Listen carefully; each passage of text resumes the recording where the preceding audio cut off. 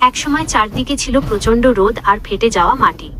জলের অভাবে যখন সবাই ক্লান্ত এবং বাঁচার আশা ছেড়ে দিচ্ছিল, তখন একটি মা তোতা পাখি মাটির একটি ফাটলে সামান্য ভেজা দাগ লক্ষ্য করে।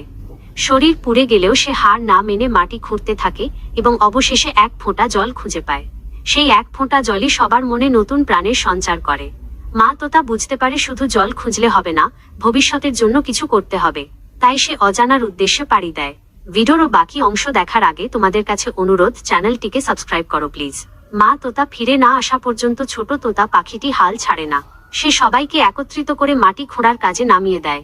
অবশেষে মা তোতা যখন ফিরে আসে, তখন তার ঠোঁটে সবুজ চারা গাছ সেই চারাগুলো রোপণ করা হয়।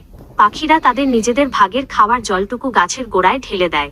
সময়ের সাথে সাথে সেই ফাটল ধরা মরুভূমি একটি ঘন সবুজ জঙ্গলে পরিণত হয় এবং গাছে গাছে ফলে ভরে ওঠে।